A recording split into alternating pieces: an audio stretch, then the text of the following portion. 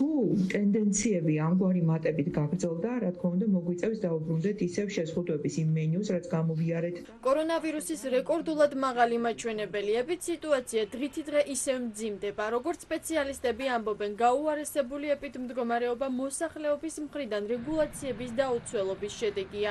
სწორედ საზოგადოებაზეა დამოკიდებული დაწესდება თუ არა ქვეყანაში კვლავ მკაცრი შეზღუდვები. ამ ეტაპზე მხოლოდ უკვე დაწესებული ზომების პროცესის გამკაცრებაზეა საუბარი. დღეს გაუარესებულ ეპიდსიტუაციაზე საკოორდინაციო საბჭოს უნდა ემსჯელა, თუმცა იმის გამო, რომ მთავრობის მეთაური COVID ინფიცირებულია, სხდომა გადაიდო.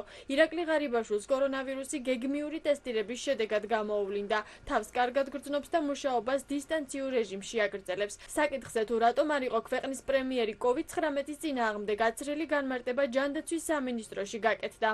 პრემიერ-მინისტრი არ მიეკუთვნებოდა არც ერთ ჯგუფს, რომლისთვისაც განსაზღვრული არის გეგმის მიხედვით პრიორიტეტული ვაქცინაცია და მხოლოდ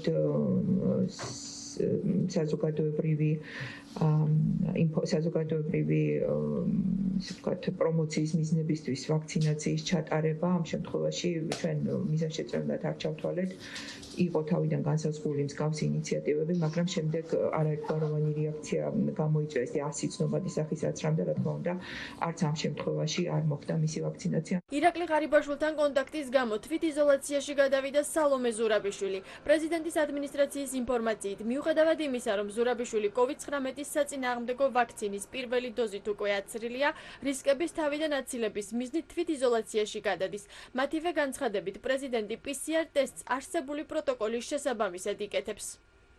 ქვეყანაში იანვრის შემდეგ ასეთი მაჩვენებელი არ დაფიქსირებულა. ბოლო 24 საათში ჩატარებული 24,592 ტესტიდან COVID-19 897 ადამიანს დაუდგინდა. დღიური შემთხვევების მსგავსად მატულობს სიკვდილიანობის მაჩვენებელიც. გასულ დღეღამეში ინფექციამ კიდევ 10 პაციენტის სიცოცხლე იმსხვერპლა. დადებითობის დღიურმა მაჩვენებელმა კი უპრეცედენტოდ მაღალი 3,65% შეადგინა. ყველაზე მეტი დადასტურებული 473 შემთხვევა თბილისში უკავშირდება. მაჩვენებელი გაზრდილია რეგიონებშიც. ყველაფერი დამოკიდებული იქნება იმაზე, თუ რამდენად საზოგადოება დაიცავს უკვე დაწესებულ წესებს. 1,94%-ია ბოლო 2 კვირის დადებითობის მაჩვენებელი დღევანდელი მდგომარეობით, ანუ უახლოვდება 2%-ს. 2%-ს როცა გადაცდება, 5%-ს ვერ დაველოდებით, რა თქმა უნდა, იმიტომ რომ 5% უკვე საგანგაშო მაჩვენებელია. ამდენად 2%-ს როცა გადაცდება ეს მაჩვენებელი, რა თქმა უნდა, მოგვიწევს ვიფიქროთ უფრო მეტად აქტიურ შეიძლება გაუარესებულ ეპიდემიოლოგიურ მდგომარეობას გაუაზრებელ რეგულაციებს აბრალებს ოპოზიცია.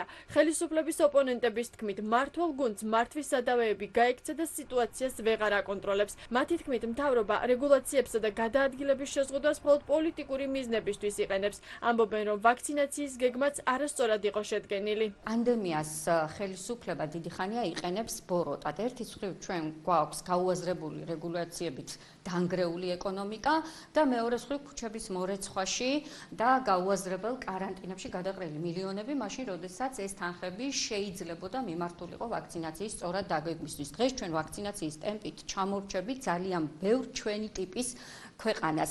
შესაბამისად, კითხვა და ეჭვი იმასთან დაკავშირებით ხომ არ იყენებს ხელისუფლება პოლიტიკური მიზნებისთვის კომენდატის საათს არის სრულიად ლეგიტიმური. ქართულ ოცნებაში კი ხელს ისევ ოპოზიციისკენ იშვერენ. ამბობენ, რომ ეპიდსიტუაციას ოპოზიციის დამოკიდებულება ართულებს. მათი განცხადებით, ოპოზიცია პანდემიას არასერიოზულად უყურებს, რაც გამოიხატება 15 მაისს დაგეგმილ აქციაში, ხოლო საპროტესტო გამოსვლები, რომლებიც რეგულაციების პარალელურად იმართება, ხელს უწყობს ვირუსის გავრცელებას. როდესაც ხდება შეზღუდვების მოხსნა და ამავდროულად არ ხდება ელემენტარული წესების დაცვა, ჰიგიენურ წესებზე და იმ რეგულაციებზე მაქვს საუბარი, რომელიც ეპიდემიოლოგები გამოდის, ელემენტარულად პირბადის ტარებაზეა თუნდაც სულად საუბარი და რაღაცნაირად თავის შეკავებაზე ფართომასშტაბიანი შეკრებებისგან, აი ამ ყველაფრის ფონზე ცხადია დგება ის სურათი, რომელიც დადგა დღეს. როდესაც მომაკვდინებელ სენზია საუბარი, ნუ ჩავიკეტებით რაღაცა პარტიული ინტერესებით, ნუ შევქმნით პრობლემას საკუთარ თანაპარტიელებს და მთელ საზოგადოებას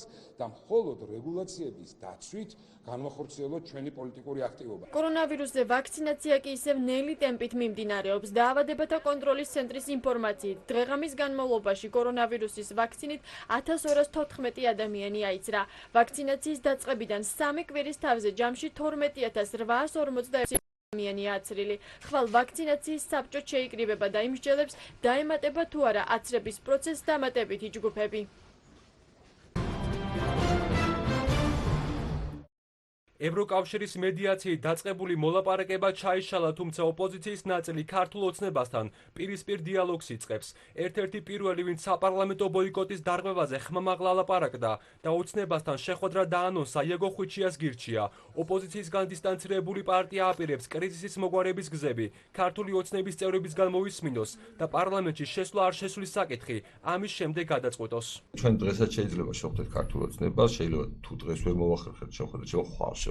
ანუ ამაში არაფერი განსაკუთრებული არ არის.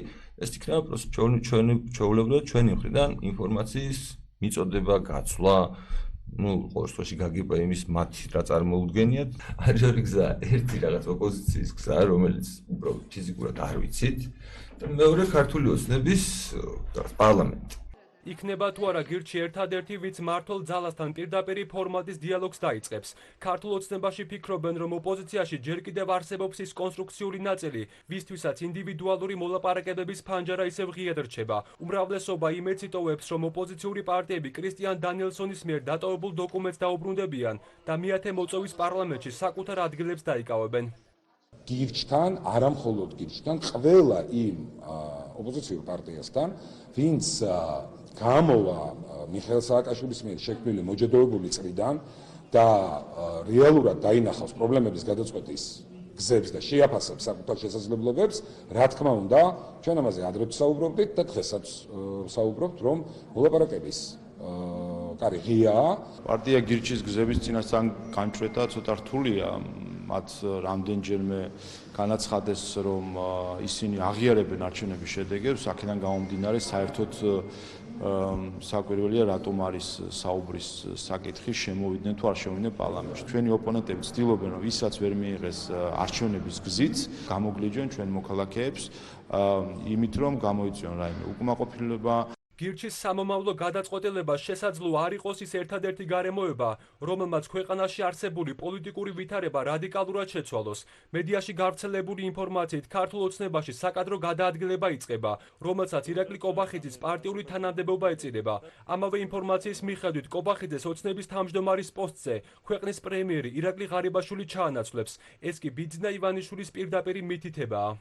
არანაირი მსგავსი დაპირისპირება რა თქმა უნდა არ არის, ესედაც იცის კარგად საზოგადოებამ, თუმცა მაინც რაღაც ასე ხაზგასმა ცალკეული მედია საშუალებების მხრიდან ხდება, მაგრამ შეგვიძლია დავაწყნარო ყველა, დავამშვიდო ყველა, შეგვიძლია ყველანი დავამშვიდოთ, დავაწყნაროთ, რა თქმა უნდა, მსგავსი ინფორმაცია რეალობას არ შეესაბამება. ქართული ოცნების თავმჯდომარე არის ირაკლი კობახიძე და აი ნუ მისვავთ ისეთ შეკითხვებს, რომელიც არის ძალიან ჰიპოთეტური, რომელზე პასუხის გაცემაც, აი როგორ გითხართ რა, ჰიპოთეზების თქმა უნდა და რა ვქნათ ეხლა რომ თუ ეს დადგა დღის წესრიგში მერე ვილაპარაკოთ. ეხლა წინასწარ რაღაცა და რა ვქნათ მე წინასწარ ვიმარჩიელო? ქართულმა ოცნებამ პოლიტიკურ ოპონენტებს ღია შეტყობინება გაუგზავნა.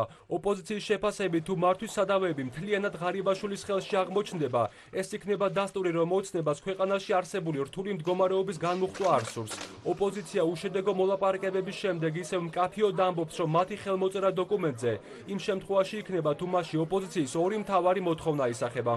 ქართული ოცნების პოზიციები მთლიანად იქნება დამოკიდებული მათ შორის იმ ზეწოლაზე, რომელსაც ჩვენი პარტნიორები განახორციელებენ ხელისუფლებაზე. მიუხედავად იმისა, რომ კობახიძე არ არის პოპულარული, ასე ვთქვათ, პოლიტიკოსი, შიდა განხეთქილებები ყოველთვის ასუსტებს მმართველ პოლიტიკურ გუნდს, ამიტომ თუ კიდევ გაგრძელდება ეს ეროზია და ასე ვთქვათ, შიდა განხეთქილება ქართულ ოცნებაში. გამარჯვებული ამ პროცესში დარჩება ის ადამიანები, ვისაც სურს ქვეყანაში პოლიტიკური ცვლილება. გვესმის ღარიბაშვილის ბოლო დროს გაკეთებული განცხადებები და ის თუ დადასტურდა, რომ ღარიბაშვილი ქართული ოცნების პარტიაში მთლიანად აიღებს ხელისუფლებას, ეს იქნება პირდაპირ გზავნილი, რომ ივანიშვილს არ უნდა მოლაპარაკებები, არ უნდა კრიზისის განმუხტვა და პირიქით უნდა სიტუაციის გამწვავება. ჩვენ უნდა გავაგრძელოთ მუშაობა ჩვენს უცხოელ პარტნიორებთან, ქვეყნის შიგნით მოსახლეობასთან. უახლოეს დღეებში ალბათ უფრო გვეწოდინება შემდგომი რაუნდი, როდის იქნება და რა ფორმატით იქნება. ვხედავ, რომ თუნდაც ეს დოკუმენტი შეგვიძლია საბაზისოდ ავიღოთ, დავამატოთ მას პატიმრებზე, რაც აკლია ის საკითხი და დავამატოთ ასევე რიგარეში არჩევნებთან მისასვლელი გზა და ამით შეთანხმება მოხდეს. რაუნდები, რა თქმა უნდა, წინ გველოდება, მათ შორის ამერიკის შეერთებული შტატების ადმინისტრაციის ჩართულობით, ლეიბორისტული პარტია იქნება ყველა რაუნდზე, სადაც განიხილება ახალი საპარლამენტო არჩევნების თარიღი. შემდგომი საკითხები, სასამართლო რეფორმა თუ საარჩევნო რეფორმა თუ კიდევ პოლიტიკური ელემენტების შემცირება მართლმსაჯულებაში არის თანდევი. ხელისუფლება არის ძალზე დესტრუქციული მოლაპარაკებებში შემიძლია გითხრათ. ქვეყანაში არის უმწვავესი პოლიტიკური კრიზისი, უმწვავესი ეკონომიკური კრიზისი, პანდემიური კრიზისი, ყველანაირი კრიზისია ქვეყანაში და კრიზისიდან გამოსავლის ერთადერთი შესაძლებლობა არის ვადამდელი საპარლამენტო არჩევნები. ბოიკოტს უკვე აზრი აღარ აქვს. ამას უნდა მიხვდეს ყველა რეალობის აღქმა, რეალობისთვის თვალის გასწორება თუ არ შეგიძლია, ესე იგი ძალიან ცუდი პოლიტიკოსი ხარ. მოლაპარაკებების გაგრძელების აუცილებლობას ხედავს მესამე სექტორი, რომელიც ყველა პოლიტიკურ ძალას მოუწოდებს დაუბრუნდეს დიალოგის მაგიდას და გამოსავლის გზებზე იმსჯელოს. მათი თქმით, ქვეყანაში არსებული ეკონომიკური მდგომარეობის ფონზე ეს სასიცოცხლოდ აუცილებელია. ვფიქრობთ, რომ არ არის ამოწურული მოლაპარაკებების რესურსი და მესამე რაუნდი თუ გაგრძელდება, ძალიან მნიშვნელოვანი იქნება, რომ თვითონ პარტიის ლიდერი მონაწილეობდეს აი ამ მოლაპარაკებებში და ამით უფრო შესაძლებელია მეტ ასე ვთქვათ, კონსენსუსამდე მივიდნენ პოლიტიკური პარტიები. როგორ შეიცვლება ვითარება პოლიტიკურ ველზე საპარლამენტო ბოიკოტის მე-6 თვეს. ოპოზიცია ერწმუნება, რომ მიუხედავად არაერთი წინააღმდეგობისა, ისინი ამ ბრძოლაში ისევ ერთიანები არიან და გეგმებს მიყვებიან. ქართულ ოცნებაში კი ამბობენ, რომ ოპოზიციის ბოიკოტმა საკუთარი თავი ამოწურა, ამიტომ აუცილებელია პროცესები პარლამენტში გაგრძელდეს. მოძრაობა ხალხისთვის ლიდერი ევროკავშირის ელჩ შეხვდა ანადოლიძემ და კარლ ჰარცელმა ქვეყანაში მიმდინარე პოლიტიკურ პროცესებზე ისაუბრეს. ანადოლიძე ამბობს, რომ შეხვედრაზე განიხილეს გზები, როგორ შეიძლება კრისტიან დანიელსონის გეგმა განხორციელდეს. მისი თქმით, კარლ ჰარცელს შეხვედრისას შესთავაზა სასამართლოსთან დაკავშირებით რამდენიმე იდეა და განიხილეს საკითხები, რომლებიც შესაძლოა მმართველი გუნდისთვის და ოპოზიციისთვის მისაღები აღმოჩნდეს. ჩვენ როგორც ქვეყანამ რომ წავიდეთ წინ, ეს პოლიტიკური კრიზისი უნდა დასრულდეს და ჩვენ უნდა დაუბრუნდეთ ხალხზე ფიქრის და ხალხის პრობლემებზე მსჯელობის დღის წესრიგს. ხელისუფლება უნდა დაუბრუნდეს. სანამ პარლამენტარები არ იქნებიან პარლამენტში, ხელისუფლებას აქვს საშუალება, რომ გველაპარაკოს რაუნდებზე და არ გველაპარაკოს პურზე. მე დღეს მოვედი შეხვედრაზე სწორედ იმიტომ, რომ გავცვალო აზრები ბატონ ელჩთან, როგორ შეიძლება ეს თემები დაბრუნდეს პოლიტიკურ დღის წესრიგში და სწორედ ამ თემებით ჩანაცვლეს ის რაუნდები, რომელსაც გაუთავებლად არის ლაპარაკი და რომელზეც საუბარიც მოსახლეობის უმრავლესობას უკვე დიდი ხანია მობესდა. გათავისუფლდება თუ არა პატიმრობიდან ყველაზე დიდი ოპოზიციური პარტიის ლიდერი ნიკა მელიას სასამართლო პროცესი 2 დღეში გაიმართება. არასამთავრობო სექტორში ამბობენ, რომ ოპოზიციონერი ლიდერის პატიმრობაში დატოვების სამართლებრივი საფუძველი არ არსებობს.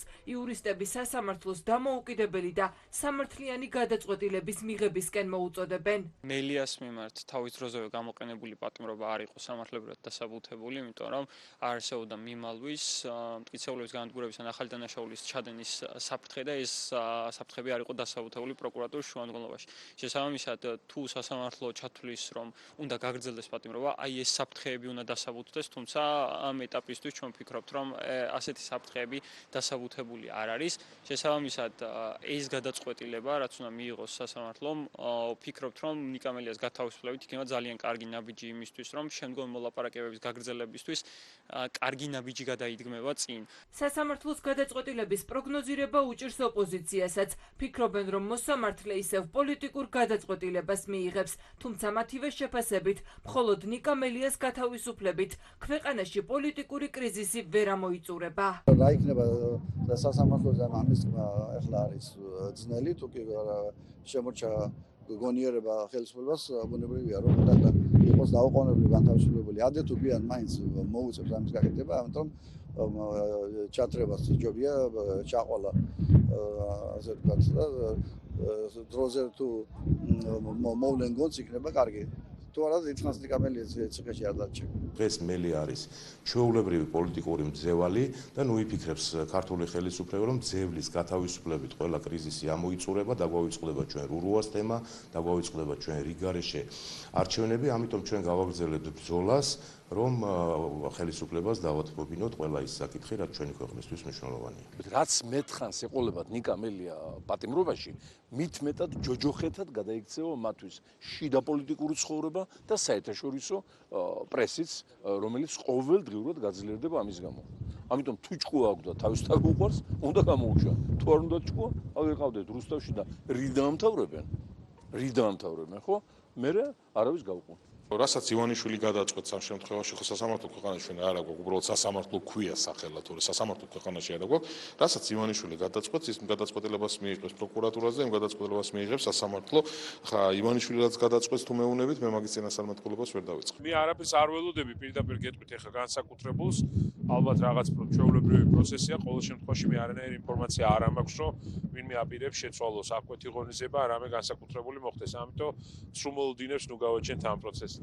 მართველი გუნდი ირწმუნება, რომ სასამართლო ნიკა მელიას საქმეზე დამოუკიდებელ გადაწყვეტილებას მიიღებს. ქართული ოცნების წევრები ამბობენ, რომ სასამართლო პროცესზე მიღებული გადაწყვეტილება მოლაპარაკების პროცესში რაიმეს შემცვლელი ვერ გახდება. უმრავლესობის პოზიცია ისევ უცვლელია. ისინი იხსენებენ მოლაპარაკების მაგიდასთან გაჟღერებულ წინადადებას, რომ თუ მელია გირაოს გადაიხდიდა, ხელისუფლება პოლიტიკური ამნისტიის საკითხს განიხილავდა.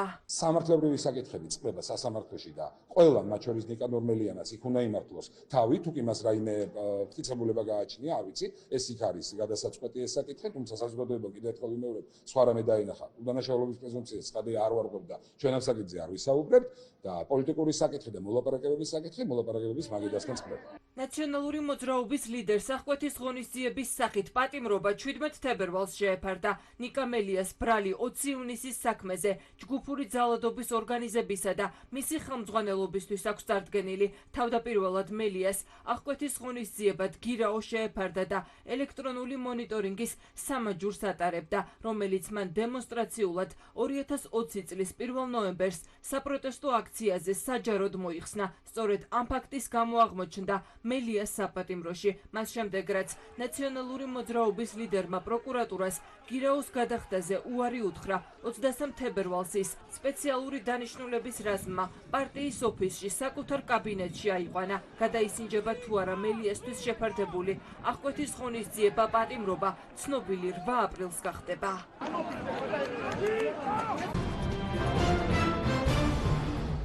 პროკურატურის მხრიდან პატიმრობის მოთხოვნა გაზრდილია. ახალგაზრდა იურისტთა ასოციაცია სასამართლო სისტემაში არსებულ ხარვეზებზე საუბრობს და 4 წლიან ანგარიშს აქვეყნებს. დოკუმენტში ძირითადად საუბარია სისხლის სამართლის საქმეებზე, აღკვეთი ღონისძიების შეფარდებასა და საპროცესო შეთანხმებაზე. არასამთავრობო ორგანიზაციის შეფასებით პრობლემად რჩება პატიმრობის გადასინჯვის ფორმალური ხასიათი და ძირითად შემთხვევაში კმაყოფილდება საგამოძიებო ორგანოების მოთხოვნა. ანგარიშში საუბარია პატიმრობის დაუსაბუთებლად გამოყენების მზარდ მაჩვენებელზეც. პრობლემად ასევე სახელდება პატიმრობისა და გირაოსაგან განსხვავებული ალტერნატიული აღკვეთის ღონისძიების იშვიათად გამოყენება. დოკუმენტში განსაკუთრებული ყურადღება ეთმობა ოჯახურ, ნარკოტიკულ და სოციალური ფონით განპირობებულ დანაშაულებს. სასამართლოს გადაწყვეტილებებიც ნაკლებად არის დასაბუთებული და ხშირ შემთხვევაში ჩვენ ნახეთ, რომ სასამართლოს გადაწყვეტილებები არის დაუსაბუთებელი და პატიმრობისა და გირაოს გარდა სხვა აღკვეთის ღონისძიებები ნაკლებად ძალიან იშვიათად ხდება სხვა აღკვეთის ღონისძიებების გამოყენება. გადაუდებელია აუცილებლობით ჩატარებული ჭხრეკა ამოღებების დაკანონებაზე, როდესაც მიდგება საქმე და სასამართლომ უნდა დააკანონოს ეს ჭხრეკა ამოღება. ძირითადად ეს დადებითი გადაწყვეტილებით სრულდება ხოლმე და სასამართლო ამას აკანონებს. ეს განჩინებები დაუსაბუთებელია. პარლამენტთან გვაქვს ესეთი რეკომენდაციები, რომ აღკვეცის ღონისძიებების სახეები გაფართოვდეს, რაც გულისხმობს, რომ მხოლოდ გირაო და პატიმრობა აღარ იყოს გამოყენებული, მხოლოდ სასამართლო კონდეს მეტი დისკრეცია აირჩიოს, ასევე გირაო პატიმრობის უზრუნველყოფით აღარ იყოს სავალდებულო გამოსაყენებელი ღონისძიება დაკავებული პირის შემთხვევაში. მნიშვნელოვანია ასევე ნარკოტიკულ დანაშაულებთან მიმართებით ცვლილებების შეტანა კანონმდებლობაში, მეტი ჰუმანიზება, რათა არ იყოს არათანასწორი, არასამართლიანი, არაპროპორციული სასჯელები გამოყენებული.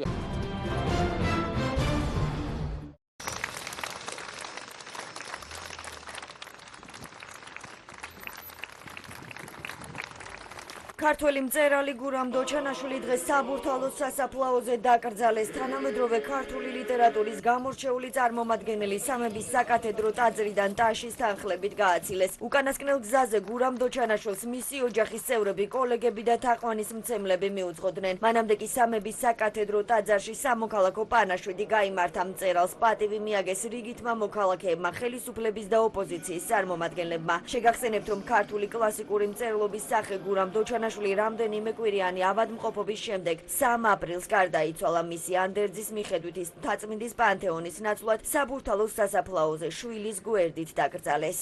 დღეს ძალიან დიდი ტკივილის დღეა საქართველოსთვის და მე ვფიქრობ მთელი იმ სამყაროსთვის, რომლისთვისაც მნიშვნელოვანია სიკეთე, მშვენიერება და ნიჭიერება. მინდა რომ ილიას სიტყვებით დავემშვიდობო ჩემს დიდ მწერალს და უფროს მეგობარს, უსაყვარლეს ადამიანს. ის იყო მოძღვარი ჩვენი და ჩვენ სასოებით მისი მსმენელი. ეხლა უკვე ჩვენ მოусმენთ მის საოცარ შემოქმედებას და მჯერა რომ მისი სული ზეციური საქართველოსთან დალოცავს აფორიაქებულ საქართველოს. დარწმუნებული ვარ რომ მისი შემოქმედება ძალიან ბევრ თაობას აღაფრთოვანებს.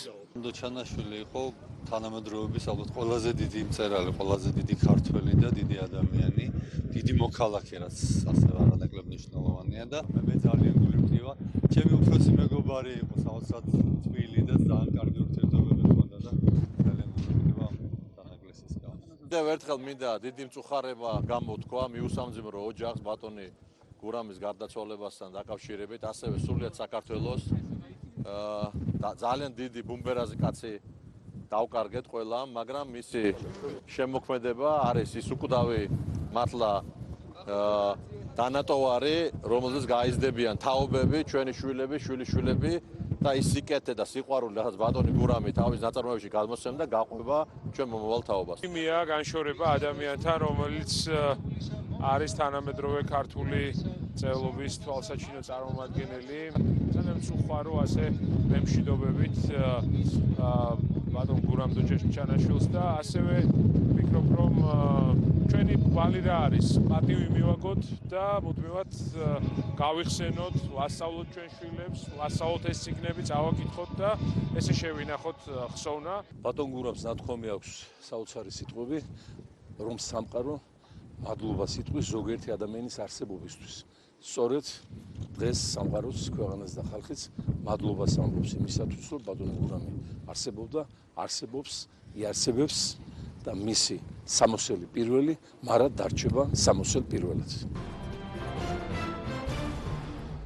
ლაგოდეხში მომხდარი დაჭრის ფაქტზე ერთი პირი დააკავეს. შინაგან საქმეთა სამინისტროს ინფორმაციით 29 წლის ბრალდებულმა სოფელ კაბალში მდებარე ერთ-ერთ კაფეში ურთიერთშელაპარაკების დროს 35 წლის მამაკაც ცივი იარაღით სხეულზე დაზიანება მიაყენა. სამართალდამცველებმა ის მომხდარიდან რამდენიმე საათში ყვარელში დააკავეს. პოლიციამ დანაშაულის ჩადენის იარაღი დანანივთ მტკიცება დამოიღო. დაკავებული დანაშაულს აღიარებს. COVID-19-ის წინააღმდეგ მოქმედი რეგულაციების დარღვევის 1387 ფაქტი გამოვლინდა. ბოლო 24 საათში სამართალდამცველებმა იზოლაციისა და კარანტინის წესის დარღვევისთვის 153 ფიზიკური და 2 იურიდიული პირი დააჯარიმეს. მათ შორის არიან მოქალაქეები, რომლებმაც 21 საათიდან დილის 5 საათამდე დაწესებული გადაადგილების შეზღუდვის წესი დაარღვიეს.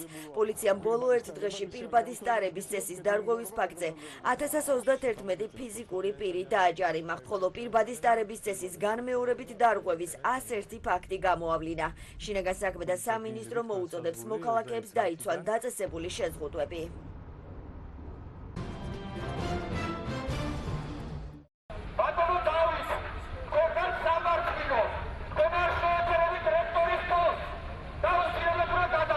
უნივერსიტეტის სტუდენტები რექტორის გადადგომას ითხოვენ. უნივერსიტეტი კრიმინალების გარეშე ამ ლოზუნგით სტუდენტებმა და არასამთავრობო ორგანიზაციის წარმომადგენლებმა აქცია გამართეს. მათი თქმით, დავით გურგენიძე არის კრიმინალი და მისი ადგილი განათლების სფეროში არ არის. სტუდენტების განცხადებით გურგენიძე რამდენჯერმეა ნასამართლები და მან სასჯელი რუსეთის ციხეში მოიხადა. სტუდენტების პროტესტს გამოეხმაურა უნივერსიტეტის ადმინისტრაციის ხელმძღვანელი კარლო კოპალიანმა აქციას ნაციონალური მოძრაობის მიერ მართული პროცესი უწოდა. არ შეიძლება სამჯერ ნასამართლები რექტორი ადამიანი იყოს ტექნიკური უნივერსიტეტის რექტორი. წელიწადი და 2 თვე ისიჯდა მოსკოვში, შემდეგ მოხდა მისი ექსტრადირება.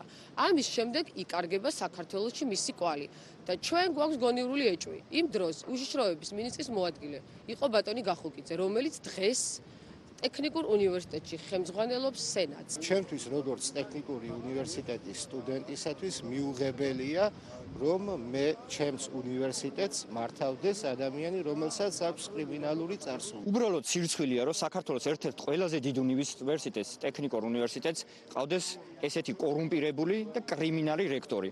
გარდა იმისა, რომ ეს კაცი არაერთგზის ნასამართლებია ძალიან მძიმე დანაშაულების გამო, მაგალითად იარაღის ტარება, მაგალითად ადამიანის გატაცების ცდელობა, ასევე ეს კაცი არის კორუმპირებული. ამისი მთელი მტკიცებულებები არსებობს, როგორ ფლანგავდა ის უნივერსიტეტის ბიუჯეტს და ეს მტკიცებულებები დარწმუნებულია, რომ ძალიან მარე საჯაროც გახდება.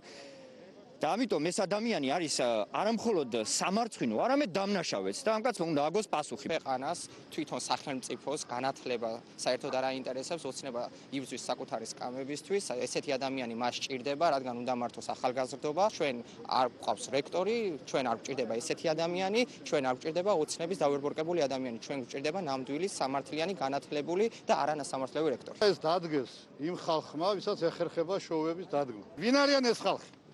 აი ბატონო, ვინც ამ აქციის ორგანიზატორები არიან? ვინ არიან ეს ხალხი? აი ბატონო, აი ეს ხალხი მართავს დღეს აქციას, რა ებრძვის უნივერსიტეტს. ჩვენ გავაგრძელებთ იმ ქონების დაბრუნებაზე ბრძოლას, რომელიც აი ამ ხალხმა თავის დროზე წაართვა ტექნიკურ უნივერსიტეტს. ირაკლი ღარიბაშვილმა ქვეყნის განვითარების და რეფორმების უწყებათა შორის საბჭო შექმნა, რომელიც ქვეყნის განვითარების 10 წლიან გეგმას შეიმუშავებს. საბჭოს თავად პრემიერ-მინისტრი უხელმძღვანელებს, მისი წევრები კი მინისტრები, დეპუტატები და სხვა ოფიციალური პირები იქნებიან. განვითარების და რეფორმების საბჭომ საქართველოს მთავრობას ქვეყნის განვითარების 10 წლიანი გეგმის პირველადი დოკუმენტი 31 მაისამდე უნდა წარუდგინოს.